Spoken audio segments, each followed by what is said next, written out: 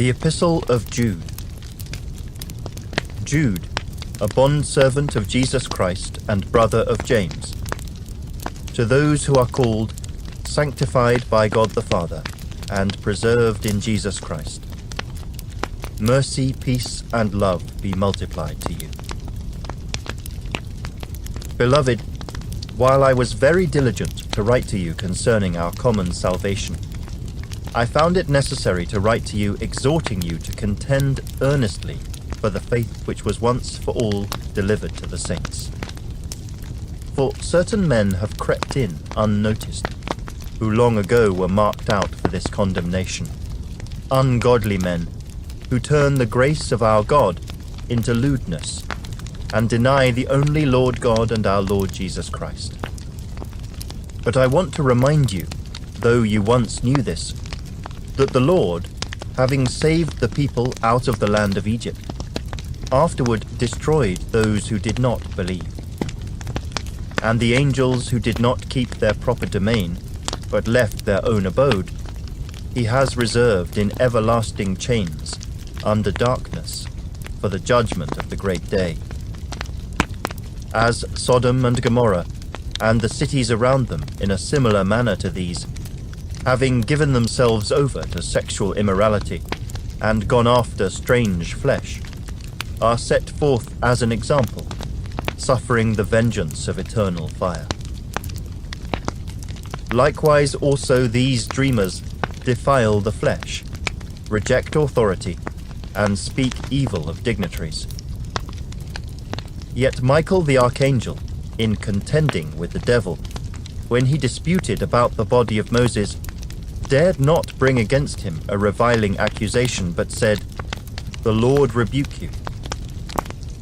But these speak evil of whatever they do not know, and whatever they know naturally, like brute beasts, in these things they corrupt themselves. Woe to them, for they have gone in the way of Cain, have run greedily in the error of Balaam for profit, and perished in the rebellion of Korah. These are spots in your love feasts, while they feast with you without fear, serving only themselves. They are clouds without water, carried about by the winds. Late autumn trees without fruit, twice dead, pulled up by the roots. Raging waves of the sea, foaming up their own shame. Wandering stars, for whom is reserved the blackness of darkness forever.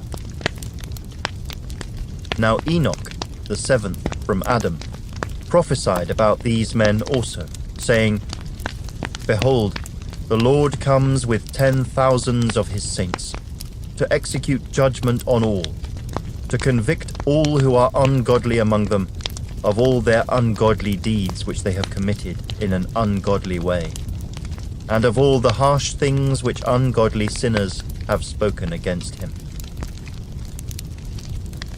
These are grumblers, complainers, walking according to their own lusts, and they mouth great swelling words, flattering people to gain advantage. But you, beloved, remember the words which were spoken before by the apostles of our Lord Jesus Christ, how they told you that there would be mockers in the last time who would walk according to their own ungodly lusts. These are sensual persons who cause divisions, not having the Spirit. But you, beloved, building yourselves up on your most holy faith, praying in the Holy Spirit, keep yourselves in the love of God, looking for the mercy of our Lord Jesus Christ unto eternal life. And on some have compassion, making a distinction, but others save with fear, pulling them out of the fire, hating even the garment defiled by the flesh. Now to him who is able to keep you from stumbling, and to present you faultless before the presence of his glory with exceeding joy, to God our Saviour, who alone is wise, be glory and majesty, dominion and power, both now and forever. Amen.